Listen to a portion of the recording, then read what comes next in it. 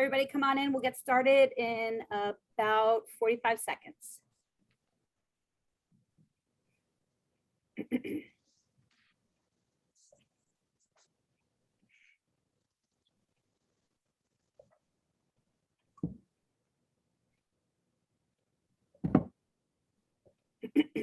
me.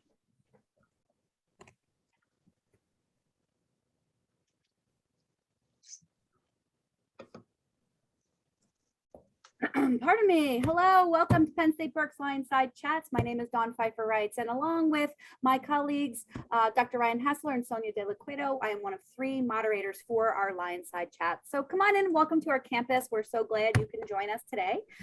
Before we get started, I wanted to share a few housekeeping items. We will not be using the chat feature throughout the presentation, but at the end of our conversation with Michael Stella today, we will be taking your questions through the Q&A feature. So please make sure that you submit them in that capacity. We're also recording today's session, so you are able to review this at any time. It will be available on our website within about a week of today. So I'm excited to welcome back to the LionSide Chats Mr. Michael Stella. Michael is a senior undergraduate studies advisor, and he is our We Are Advised speaker today. Michael, I'm excited to have you, and I look forward to listening and learning from you, and I know that our participants will be able to do that as well. So I'm going to go ahead and stop my share and invite you to share your screen. Okay, we're going to see if technology works. Yay! Yay, awesome. Well, Michael Stella, everyone, and Michael, I will be here if you need me, and I look forward to hearing what you have to say, and I'll be back to facilitate Q&A at the end.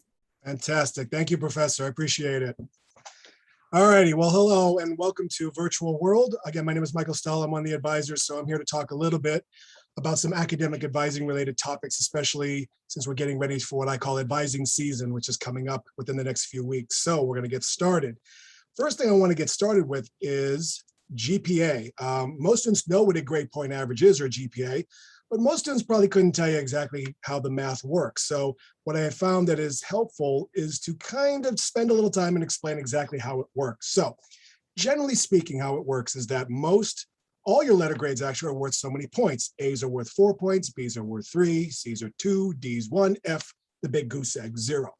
So the way we calculate a GPA is that we take whatever credits you're taking this semester, we multiply it by the letter grade, convert it to points, we get a bunch of points. And if we've done the math correctly, we divide the total number of credits you're taking by the points, and we get a number somewhere between 0.0 and 4.0, preferably closer to the 4.0 and as far away as possible from 0.0. So to demonstrate, I have an example here of a typical first semester schedule, and some of you may be taking these classes right now. So we have our Composition 1 or Algebra 1, our Environmental Sciences, US History, Intro Psychology, and a first year seminar. So I went ahead with this fictitious schedule. I put in some letter grades. And by the way, there are C pluses and B minuses and A minuses, and those are worth some fraction of points. But to make the math easy, I just stuck with A, B, C, D's, and F's, just to make it easy. So again, I put in some grades, calculated the grade point for each of the classes, which again is the credits times the point value, add up all the points. So we have 43 points divided by 16 credits. We have a 2.68. A 2.68 is just under a 2.7, which is about a B minus average. So this student here has just under a B minus average, which is a pretty good start for a first semester. Now, what if one of these classes did not go as well as we hoped? So for example, what if instead of getting an A in Bi-Sci, we got a D in Bi-Sci? So that means the points get lowered. So now instead of dividing into 40 some odd, we divide into 34. So 16 into 34, now we have a GPA of a 2.12, which is just above a C average. So that one grade dropped us from just under a B minus to just barely above a C average. So that's just one bad grade. Well, what if we didn't do well in another class? What if there's one that we didn't do as well as we had hoped? And let's say that course is history. So again, that's another D, dropping in points, divide 28 by 16. And now we have a 1.75. This is considered academic warning, which I'm going to get into in just a few moments. Now, third example, what if we really didn't like psychology? So we just outright bombed that. So again, the points drop down to 22. Now, sometimes you'll say, well, wait a minute. Why isn't the number of credits dropping? Because I didn't complete that course. Shouldn't that go down to 13 instead of keeping it at 16? Well, here's the thing. Even though a student failed the course, you are still responsible for the credit. So that's why Fs in this case are super deadly, because not only did you not get any points, but you are responsible for the credits. So when we do this damage, it's a 1.37, which again is considered academic warning. So what is my point in showing this to you? My point is very simple. It doesn't take much to F this up. See what I did there? Yeah. Dad jokes. I'm old. Get over it. All right. So that's how your grade point average works. Let's talk about academic standing. So students, you start off at the university in what we call good academic standing. So good academic standing is defined as a student who has a minimum cumulative GPA of a 2.0. Since you are all first-year students, you do not have a Penn State GPA. It's not zero, it's blank. So again, that's why I showed you the GPA calculator a few moments ago to show you how easy it is to mess this up and how easy it is to get into a space that you don't want to be in. So the university does track this every semester. So as long as your cumulative GPA is a minimum of a 2.0, you're always in good standing. And good standing allows you to do things like declare your major, among other things. So this is a place you want to be. This is your first semester. So this is the only time both your semester and your cumulative are going to be the exact same number. Moving forward, your cum will be based on multiple semesters. So this will be the one time it'll be the same exact number. So if your cumulative GPA is less than a 2.0 after one semester, then your standing changes to academic warning. And this is where I showed you the example of the Ds and the Fs. So academic warning is when your GPA is less than a 2.0. Since you're in academic warning in this case, a registrar's hold is put on your account, an academic warning hold. This academic warning hold prevents you from scheduling your next semester classes. So to remove this hold, students who are in academic warning are assigned an additional advisor. Her name is Ms. Sue Costa. She is our academic recovery specialist. So she works with you to figure out what went wrong from last semester and what you could be doing differently this semester to try to bring your GPA up. So you have until the end of the second semester on academic warning to do one of two things: either bring your cumulative GPA up to a 2.0, or at least bring your semester GPA up to a 2.0. So if you can get your cum back to a 2.0, you'll go back in good standing and all is forgiven, all is well. If, however, your cumulative was really low after your first semester and it's not really possible to bring the cum up, but you can at least bring your semester to a 2.0, then you get what I like to call a delay of execution. So you get to come back the following fall of your sophomore year. You're still in academic warning, but you get to fight another day. So in other words, you come back under the same rules with the opportunity to try to raise your grades up. What if at the end of this semester in academic warning, both cum and semester are below a 2.0? Well, if that is the case, then your status changes to academic suspension. Academic suspension means you're basically, how do I say this? You're on a forced sabbatical from the university. So you're gone for 2 semesters. So your summer session actually counts as one. So in this case, a student who was on academic warning for spring of 2022, you would be suspended for summer 22 and fall 22, which means the earliest you could return to the university would be spring of 2023. So that's basically the rest of next calendar year. So students who are suspended take 2 semesters off. In order to return, you complete the re-enrollment process, which is exactly what it sounds like. You're re-enrolling, you're returning to the university. You don't have to fill out the application like you did when you were first applying back when you were a high school student. It's basically a 1-page form. This has to be approved by the academic department and Ms. Costa, who again is the academic recovery specialist. So you do go through a process in order to return. So if approved, you come back to the university. In this case, it's spring of 2023. Back in academic warning 2 status. The 2 only means this is your second time. So it doesn't mean anything worse or different. It's just a notation through the university to say, oh, this was a student who came off suspension. But the academic warning 2 rules are the same as academic warning 1. Still got to get your cum to a 2.0, or if you can't do that, at least get your semester to a 2.0. So the good news is that students can only be suspended once. Now, at the end of academic warning 2, again, if your cum is below a 2.0 and your semester is below a 2.0, then you go into academic dismissal. Academic dismissal means that you may not register at Penn State for up to 4 calendar years. So this is a super long extended forced sabbatical where you get to come back after 4 calendar years. That's the bad news. The good news is that if you decide to return after 4 calendar years, as part of the academic re-enrollment process, you could do something called an academic renewal. What academic renewal does is basically expunges the GPA. So therefore, instead of returning with less than a 2.0, you come back with a blank slate. I mean, there is a record on your transcript that this happens, so it doesn't go away completely, but at least you return to the university in a standing that says, okay, look, I'm not starting below water level. I'm starting with a blank. I get to start over. Essentially, it's a do-over, but the cost is you got to wait 4 calendar years to do it.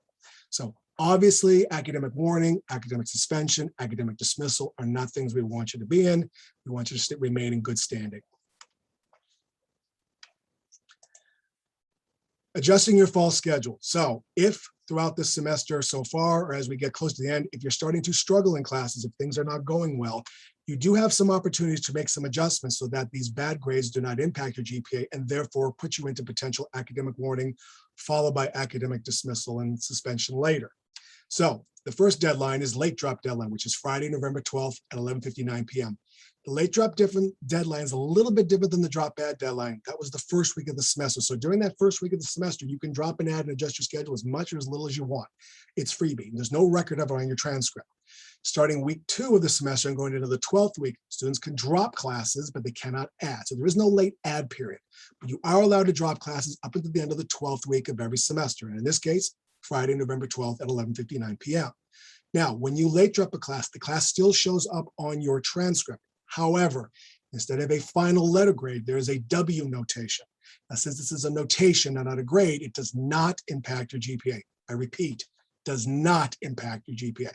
Think of it as a scar. It doesn't look very nice, but it doesn't hurt you. So this is going to put more pressure on your remaining classes for the fall semester. However, since you late drop that one class that's killing you, you now have more time to spend on your remaining classes and hopefully improve those grades and therefore remain in good standing after your first semester.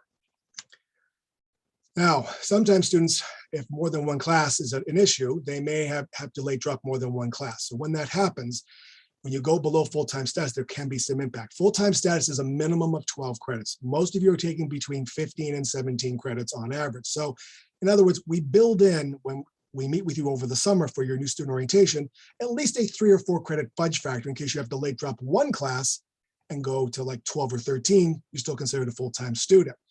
However, if you're only at 12, 13 credits, or you decide to late drop more than one class, then there's the possibility that you would then go below full-time status. And going below full-time status can have an impact on things like your financial aid. And if you have financial aid, which most students do, we recommend that you discuss your financial aid situation with one of the financial aid advisors in Perkins Student Center to make sure you understand what the rules are for you if you were to late drop classes and go below full-time status. Going below full-time status could also affect things like on-campus housing. Now, if you do not live on campus, then this doesn't really impact you. It could also affect things like academic progress, like your suggested academic plan that we introduced you to over the summer. If you may remember, the semesters recommended is between 15 and 17. That's how students graduate, quote unquote, on time. So by going below there, it could impact your academic progress.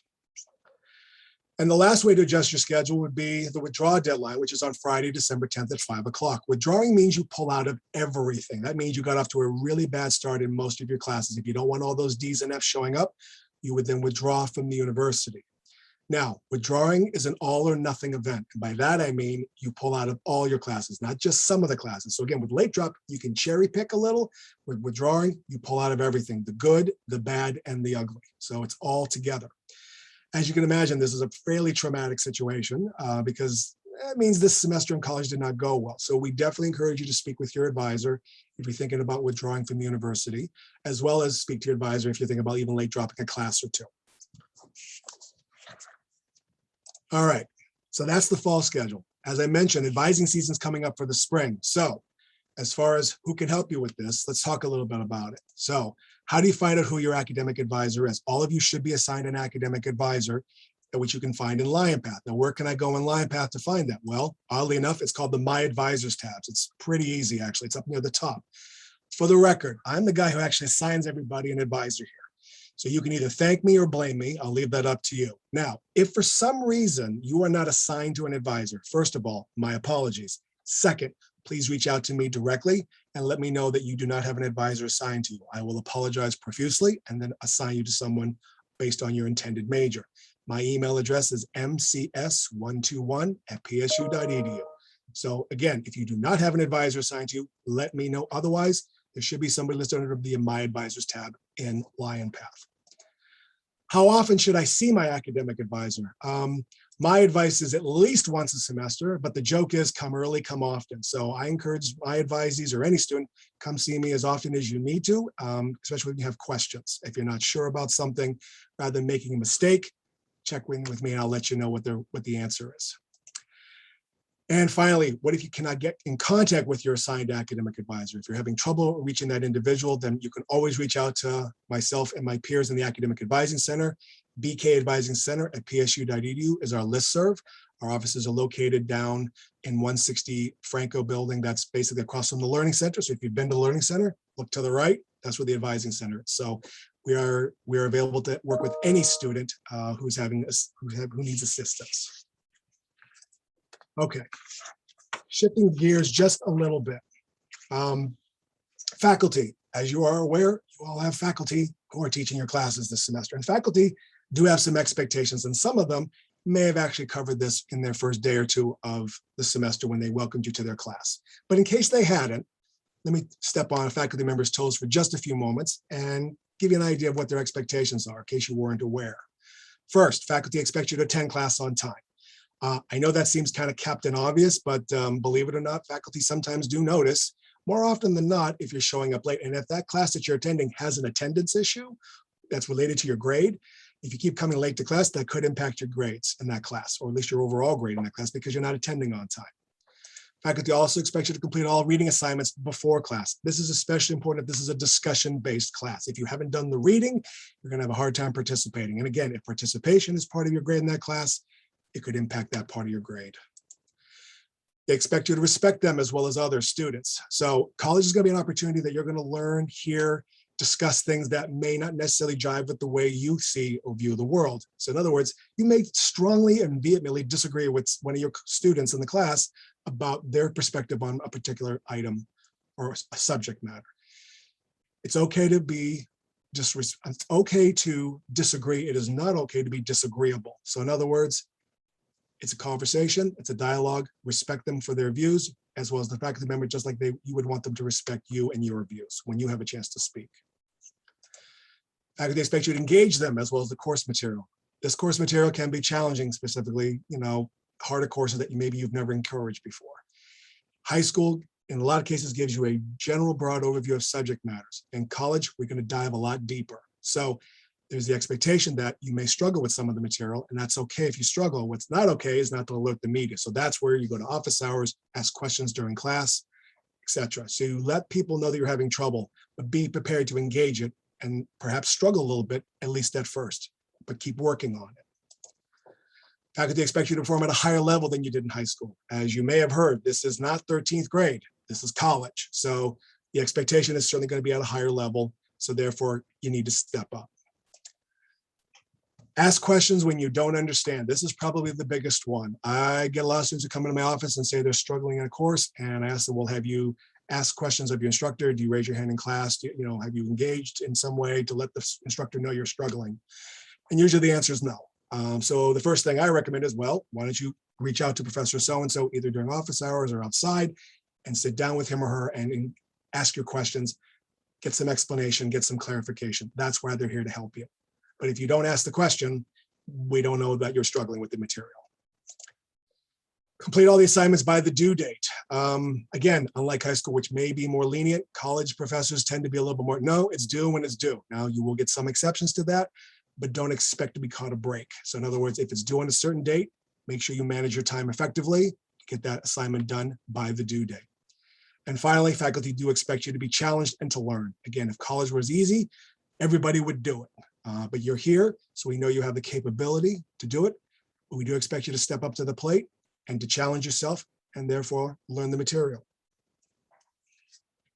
All right, engaging the system. As you may have noticed, Penn State is a very large and complicated system. I relate it to a dinosaur. It's just big and lumbering, and it just kind of moseys on its way and doesn't really pay a whole lot of attention to what's below. So that means as somebody who's smaller than a dinosaur, you need to pay attention to what's going on. So some key tips on how do we engage this large, lumbering dinosaur that we call Penn State. First and foremost, when you have questions, ask somebody who works here. Let me stress that one more time. Somebody who works here, as in collects a paycheck, albeit a small one, from the university. So that could be your faculty member teaching the class. That could be your advisor. That could be groundskeeper Willie, lunch lady Doris. I don't really care. The reason I want you to engage somebody who works here is because the person who works here knows the system. So even if you go to the wrong person who doesn't know about that particular issue, you're at least engaging somebody who knows the system and then can direct you to the appropriate office. So for example, I get a lot of questions about financial aid as it relates to advising, specifically as it relates to dropping classes or late dropping classes. I'm going to be the first one to tell you, I know about this much about financial aid, which is just enough to be dangerous, which means I really don't know a whole lot. But I do know the financial aid goddesses down in Perkins Student Center. So if you have questions about financial aid before you late drop a class, I'm going to send you down to their office. They can look up your stuff and they can tell you exactly how late dropping this course is going to impact, if at all, your financial aid package for the rest of the academic year. So again, talk to somebody who works here. In other words, students, please do not ask other students what the rules are here. Other students are very helpful. They're very knowledgeable. They tend to be very supportive, especially if you're first year, but they're not paid to know what the rules are. And they may inadvertently lie to you and tell you things that are true for them, which may not be true for you. And again, it's out of the goodness of their heart, but if they tell you the wrong information for you, it messes you up, not necessarily them. So again, please talk to somebody who works here. We will straighten you out. Be honest when faculty and staff members ask you how you're doing this semester. So when I get students in my office, especially during advising season, I ask them, how are your classes going? What kind of grades you getting? And I expect honesty. I think most faculty expect honesty. So if you're having trouble, we want to know about it. Now, if you tell me things are going well, guess what? I'm going to believe you because I have no reason to believe. Why would you lie to the guy trying to help you out? If you're telling me you're getting A's and B's, okay, you're getting A's and B's. I'm going to believe that. But sometimes students inadvertently lie or intentionally lie, and therefore that's how they get into trouble. So quick story time. I had a student many years ago who I was meeting with. She was already on academic warning, which we called something different back then. And I asked her, like, what kind of grades were you pulling off at the end of the semester? And she gave me the following grades: a B minus, a B, B plus or A minus, or an A minus. I was like, that sounds great. Congratulations. Good luck on your finals. Have a good summer. Thought nothing of it. After her grades were posted, I then looked them up to see, well, how well did she do? This is how she did in the same order: F, C, A minus, and a D. So that was only 1 out of 4 grades that were actually accurate. I'm like, what the heck happened here? So I reached out to faculty and said, hey, I was working with this student one-on-one. I'm just wondering exactly what happened, in the student's progress this semester. 2 of the faculty members got back and says, oh yeah, that student. Yeah, she stopped reporting to class after spring break. So in other words, she just stopped going to class for the last 7 weeks of the semester. And this is a student that was meeting with me regularly, keep me updated on her progress. And I was believing her with all these good grades, and then find out later she actually stopped attending 2 of the classes. Yeah, I don't think I ever saw her again. And if I did, I probably would have done some, I'm not even going to tell you what I've done because this is being recorded for quality control. So needless to say, I was a bit put out by this. So yeah, so she ended up getting a GPA of a 1.42. And then after that, that's when things started to really go downhill. So there's a real example of, please, when we ask you how you're doing, please tell us so we can try to help you. And therefore, something like that scenario does not happen to you. When communicating with faculty and staff members for the first time, do so in a formal and respectful way. Now, what I mean is when you're just meeting someone for the first time, err on the side of formality. So with faculty, doctor works. Now, not all faculty have doctors. So if you know a faculty member has a doctorate, Dr. So-and-so works. If you know the instructor does not have a doctorate or you're not sure, professor always works. No one ever says, oh no, don't call me professor. That always works. So when in doubt, Professor so-and-so. Now, staff, we tend to be a little more, how do I say this, a little loosey-goosey with our first names and last names, so we don't hold too much to the formality. However, if you're still meeting us for the first time and you're not sure, Mr. or Miss usually works. Try not to go with yo dude. That's a true story. First student I ever met many moons ago, came in, was one of my advisees, started off with yo dude. I'm like, yo dude, really? Do we know each other? Not really. So kind of took me aback. So again, staff will usually allow you to use their first name. And if you're not sure, you can always ask, what do you prefer? Like I said, faculty, they tend to be a little bit more on the formal side. So you may not get too many faculty members that will allow you to call them by their first name, at least not in class anyway. But again, always default to the formal, ask for, what do they prefer, and then go with that. When in doubt, ask. And finally, resist the temptation to try and beat the system. Penn State has been around for a very, very long time. We've seen, I won't say we've seen everything, we've seen just about everything. So there's a lot of things that you may think is the first time anyone's ever thought of this. Yeah, it probably really isn't. Somebody else has tried this and not really done a good job with it. So it is possible to think that this is so large, I am just one person, I can get away with it. Chances are that's not true. So again, I encourage you, try not to beat the system, try to engage it productively. That way you don't have to worry about trying to undermine it. Just do what you're supposed to do and handle your business. All right, what is my point in telling you all of this stuff? The GPA, the academic standing, engaging the system. Where am I going with this? How do I wrap this up in a way? Well, it's very simple. College must be the most important #1 priority in your life right now. If it's not the #1 priority in your life right now, then you're going to have a really hard time here, because college is definitely a challenging environment and can be very stressful. Because again, as the college, we're going to put more on you. We're going to expect more of you. We're going to challenge you to learn, and we're going to expect you to step up and meet that challenge. And for a lot of you, this will be relatively painless. For some of you, this will be a little bit of adjustment. And for even some of you, this could be a big gap to go because of a variety of reasons. We all believe you're here. We believe you can be successful. And some of you may need more assistance than others. So if you need the assistance, engage the system, and therefore get the assistance you need in order to make your first semester a successful one. The first semester, in my opinion, is always the most challenging because it's the first time you've ever been in college and you don't know what to expect.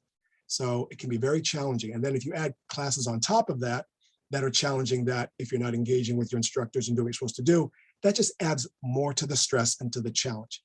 As I'm very fond of telling other students, college is already challenging enough. We do not have to make this any harder than it has to be. We really don't. If you want to make it harder, okay, I don't think you're going to think that's a great idea at the end, but it's already challenging enough. Let's not make this any harder than it has to be. Okay, and finally, one last thing, and I apologize right away for the lousy imitation. Hard work leads to knowledge. Knowledge leads to ability. Ability leads to success. Success leads to graduation. May the grades be with you. And that's pretty much all I got to say about that.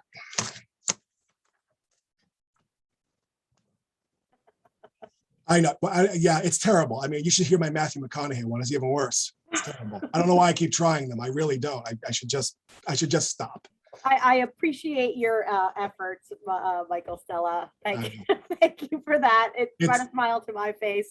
And that's why I do it, because it's really for the comedic element. And if nothing else, you'll get a chuckle when you leave. So you may not remember anything, but at least you get a laugh out of it. So, well, I appreciate your comments. I appreciate your commentary. I appreciate your impressions. So thank you for that. I am sitting here cracking up.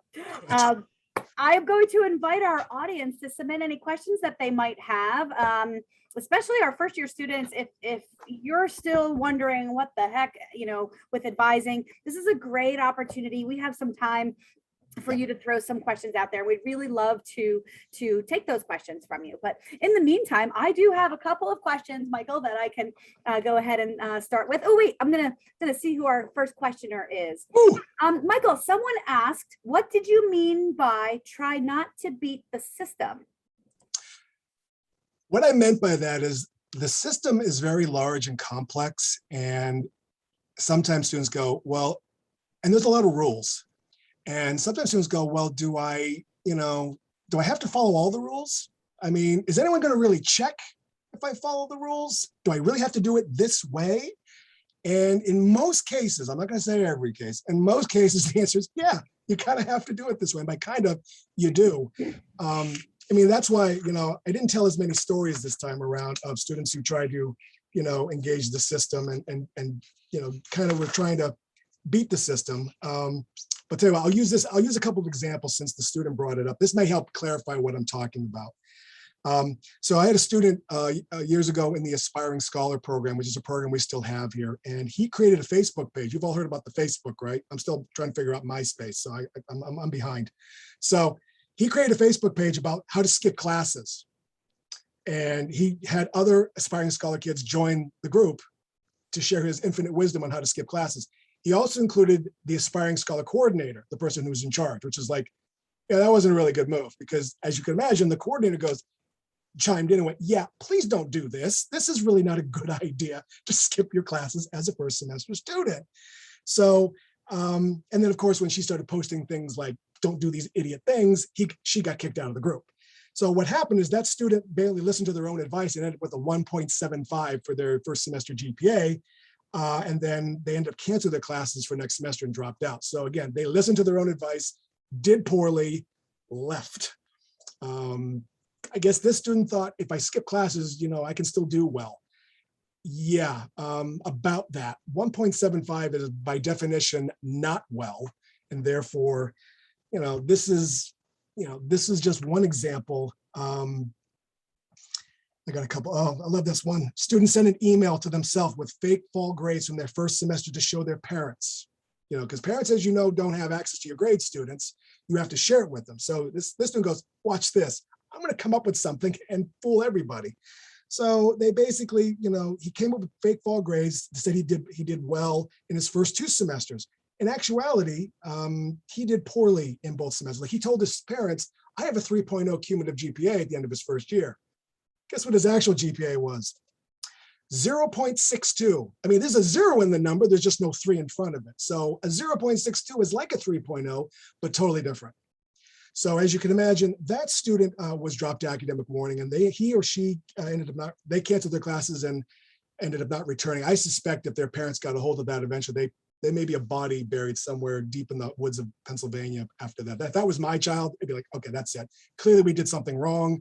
I'll have to start over with a new child. I'm not even going to finish with this one. So those are some examples of trying to beat the system. It's like the system is like, yeah, we've been around since 1855. I think we've seen this. Thanks for stopping by, though. Been there, done that. Awesome. Michael, we have a couple of other questions I'm excited to report. Who would I go to if I want to change my major?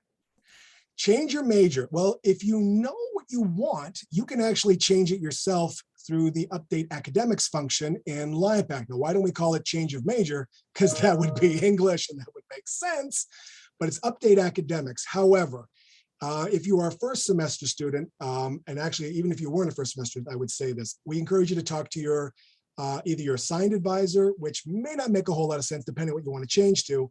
You can always talk to one of us advisors in the Academic Advising Center because we're generalists. So we work with DUS students, which stands for the Division of Undergraduate Studies. That's the unit for the exploratory student. So if you want some more of a neutral party to help you with this, probably contacting one of us DUS academic advisors, and we can sit down with you, pull up your information in LionPath and figure out, okay, what do you want to major in? What do you have to do to get there? And we can talk you through that process. That's probably going to be the easier way to go. So I just changed my own answer. I know, I heard it. A couple of answers, I get it. Yeah. Here's another one. If I drop a class and will only have 13 credits, is that okay? If by okay, you mean, are you still in full-time status? Yes. So if you're thinking about how does that impact financial aid, chances are because you're at 13, your financial aid will still be in good shape because most financial aid is based on full-time enrollment. And again, full-time is 12 credits. So 13 is just one more credit than you need. So you should be okay. However, if you want to make absolutely Waterford crystal clear, sure, talk to one of the goddesses down in financial aid and they can pull up your information just to make sure at 13 credits, you won't have any issues with, financial aid. The biggest issue might be, again, academic progress, because again, you won't be at 15 credits, you'll be at 13, which, that can be easily made up by taking a summer class or 2. So if you're worried about that. Good, thank you. And as a reminder, our audience members are welcome to submit chats in our Q&A feature here.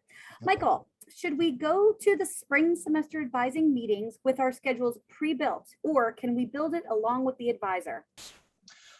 I would say option 2, build it with the advisor, because the purpose of the meetings that are coming up in a couple of days is to kind of give you an overview, some information about specific majors in. If you're going to a UP major, you go to the college meeting for that. If you're staying in Berks for a major, you go to that meeting. So I don't believe any of the folks running the meetings are planning on building schedules during that meeting. I think the purpose is to give you information, updates. So then when you meet with your assigned advisor, you can either build a schedule with him or her, or what I have with my students is like, if they want to bring a list of classes, like I work with students and I say, look, I don't need to know the days and the times. I don't know when you need to take a specific class. I just need to know what you're thinking about taking. And I can check that list to make sure that that class is appropriate. And then as far as the day and the time you plan on taking it, again, for me, it doesn't matter when you take this class as long as you're taking it. So I would say plan on going to the meeting, get the information, use that information to help build the schedule along with your suggested academic plan, along with your what if or degree audit, and then bring that information to your advisor meeting. And that way you come prepared with some ideas of what you want to take. Believe it or not, us advisors, we love that. It makes things go a little easier because that means as an advisor, I don't have to do all the thinking, which I don't mind doing. I'm just happy when you show up. But if you come prepared, yeah, it does go a lot easier for both of us. Great, thank you. Mhm.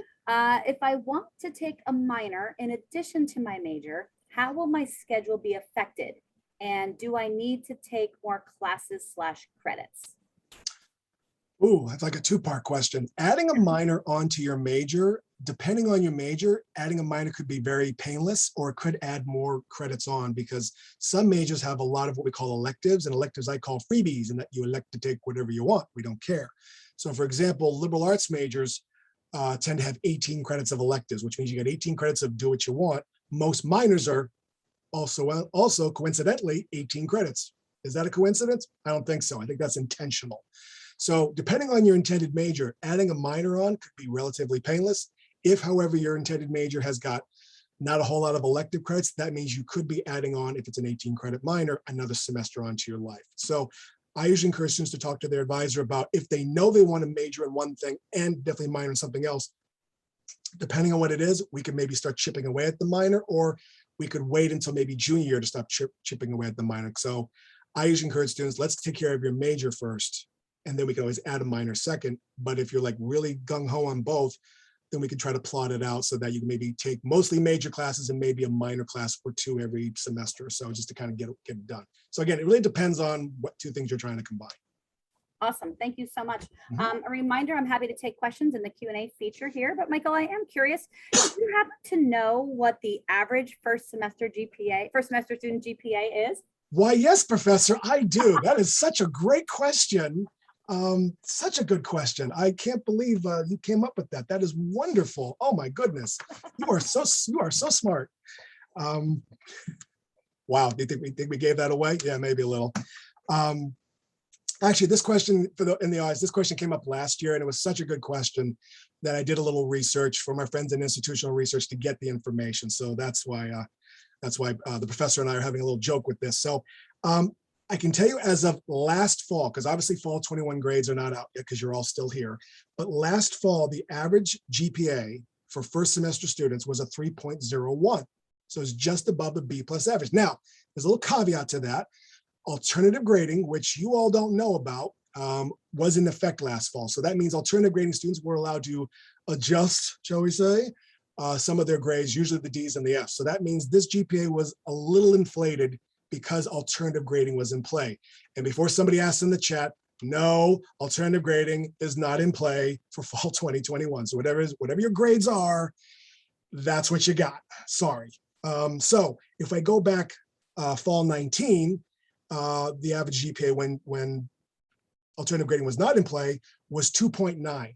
So it wasn't actually much different from the 3.01 with the alternative grading. So what that tells me is that on average, Penn State Berks students do, almost a B average collectively. So, hey, good job. Keep up the good work. And in fact, try to do better than a 2.9. So that way next year, when I come up with the data, I can then, shout your praises as a, hey, look, last year's class did this well. Think you can beat it?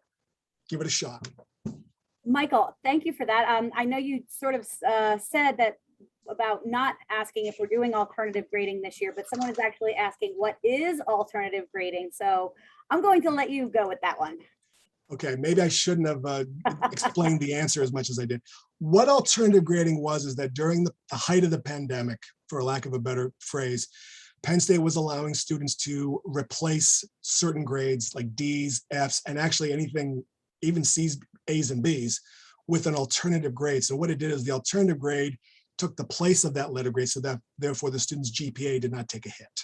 So this was very popular for students who had D's and F's, but I did have some students wipe out C's and B's because they wanted to, have an A average. I didn't have too much of that, but this was something that we strongly encourage students to use from spring 2020, fall 2020, and spring 2021. So pretty much all last year and half of spring 20. So the university decided to stop that as of last spring. So that means even though, yes, we are still in the pandemic, all grades are now in. So in other words, you do not have that alternative. So whatever you earn is what you're going to earn. So you do not have a safety valve. So an F is forever. A D means, oh my God, what have I done? So we don't want those grades to show up. Hence the reason I talked about how grades work and that we have an idea.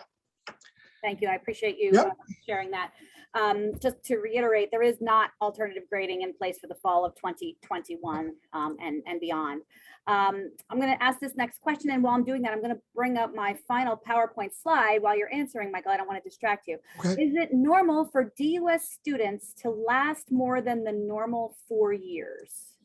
No, it's not normal. In fact, it's a little abnormal. And here's why. As long as you're meeting with your assigned advisor and making progress, we check in on that. We kind of make sure that you don't, stay longer than the 4-year plan.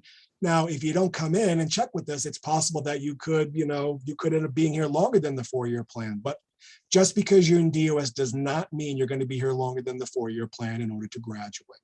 So, which is a nice plug for you to say, please come see your advisor at least once a semester. And especially if you're in DUS, please see your advisor at least once a semester. But as I joked earlier, my advice is come early, come often as you need to. Check in with your advisor, whoever it is. That way you're keeping track of your requirements, you're getting your questions answered, and you're making academic progress. That's good. Can you talk a little bit about how hard is it to raise a really low GPA if you start off on the wrong foot? It's depending on what it is, it's not easy. I mean, if you think about, a couple of the examples, the 1.37, that's a pretty tall order, and that would mean, in the spring, assuming a student is taking 15 credits, they'd have to be getting mostly A's and B's. So you're asking a student who started off getting, in this example, mostly D's and F to flip a switch and go from D's and F range to A's and B's, which it can be done. I've seen it. It is a Herculean ask. It is a big task. There's usually a lot that has to be overcome, which is why students who are in academic warning are assigned a secondary advisor. Again, that's Ms. Sue Costa, who's our academic recovery specialist. So she works with students on the recovery aspect, and then the assigned advisor continues to work with them as far as what classes and making academic progress. So this is why, I talked a little bit at the beginning of my lecture here about the importance of this is how your grades work, and this is how easy it is to F it up, because 2 or 3 bad grades can, as you can see, lower the grade, and that just puts more pressure on the spring. And if you don't get that minimum cum of a 2.0 or a semester of a 2.0, that's when we ask you to leave the university under academic warning for that, again, that forced sabbatical for 2 semesters. And that's disruptive, and students don't feel good about that, as you can imagine. We don't feel good about it either. I mean, nobody feels good about it. But the only way to avoid it is for you, the student, to make sure you're doing what you need to be doing and making your academic progress and engaging the system correctly, asking questions, seeking out the right people, keeping on top of your stuff. If you do all that, there's no reason why you can't continue to go about your merry way. So, but to answer the question, it's a lot. It's a big ask. It is. I just assume you avoid it, to be honest with you. Whoever asked that question, I just assume you get the A's and the B's and not have to worry about being put in academic warning in the first place. Yeah, that's something you want to avoid. That's the best case scenario for all of our listeners to really Absolutely. start off on the right foot. I appreciate that. I'm going to give one final opportunity if you wanted to pop anything else into our Q&A feature here. Otherwise, we will call it a day. Oh, I got done early.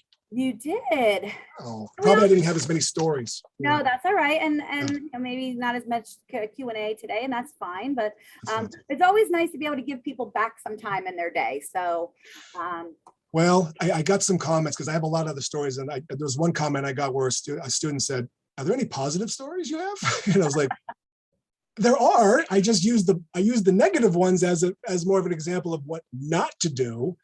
But I do have a positive story just in case, like would you like to share that with us? And then since I brought it up, yep, and I'll wrap up.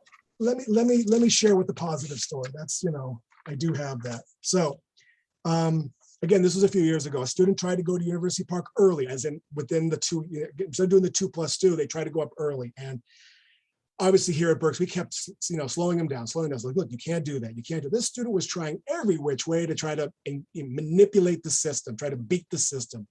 And the system stopped him. And then he finally got his wish. He got up to University Park, and he got up there. And after 2 years here at Berks, he withdrew from both the fall and the spring semester. So his junior year, he just did horrible. But at least he withdrew both semesters, so it didn't hurt him. But I thought is like, you spent all this time trying to get up there, and then you get there, and then you just kind of nosedive. So he ended up leaving Penn State with a 1.77. So that's kind of how he left. So, okay, how is this a good ending? Here's why. Student completed the academic renewal process 5 years later. So in other words, they accidentally waited more than the 4-year minimum. So they were able to do the academic renewal with the academic re-enrollment. So again, so that means that 1.77 got expunged. They started over GPA wise, and they actually graduated. Now it took them like over that course of time when he started and when he graduated, it was 10 years. Keep in mind, there was a 5-year gap in the middle. But this student, I happened to find out, and I tracked him, and I made sure, and I just, since he was up there, I was like, let me keep an eye on this guy, because he started with me many moons ago. And I emailed him and said, hey, by the way, I know you're graduating, congratulations. And he remembered me. And he was so appreciative that I, remembered him and congratulated him and was keeping track of him. So the point of that story is that even if you get off to a horrible start, you can return. I mean, Penn State's been around since 1855. I don't think we're going anywhere. At least I hope not, because I like working here. It'd be a shame to have to pack all this crap up in my office and find another job. So if right now doesn't work for you and you have to take some time off because of other issues to get it together, know that you can always return here and finish what you started. And in fact, there's a good chance, depending on when you do it, some people that were here the first time you're here will be around the second time to still help you and get you through the process, even if it's at another campus that's not Berks. So that's the positive story that still makes me smile. I love that. Ending on a positive note, and I do appreciate the fact that you reached out and tracked that student and congratulating them on their finishing. And I know that's a really nice feeling for students to be able to hear from us, right, in general, even if it's been a while. So, and Michael, Stella, you are quite memorable. So I'm not surprised to hear that student knew exactly who you were. Yeah. So a final question is one for me to answer is the question is this an event that can be signed as a part of the passport events? And yes, that this is. You can go ahead and indicate in your passport that you attended with today's date. You can put that Michael Stella was our presenter, and your FYS instructor will go ahead and verify your attendance through the data that we provide based on the fact that you logged into the chat with your Penn State email. So that being said, I'd like to thank you, Michael Stella, for chatting with us today. You are always memorable with your impressions and your comments and your awesome and timely and relevant information. So I really appreciate that. And a special thank you to all of you for joining us. As you click out, you'll be receiving access to a survey. Please take a few minutes to fill out that survey. We do appreciate your feedback.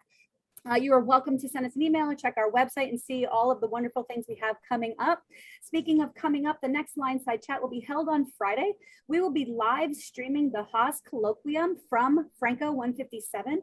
And the presenter is Randall Newman, and he'll be talking about vaccine diplomacy. So we look forward to welcoming you to that, either in person or through our LionSide Chat website. So thank you again, Michael Stella. Thank you, everybody, for joining us. Be sure to come back and meet with us to hear about all the things that are happening at Penn State Berks between our faculty, staff, and our students. And until next time, stay safe. Berks and beyond, this has been Penn State Berks LionSide Chats. Thank you so much. Thank you, Michael. Thank you. Bye-bye all. Bye.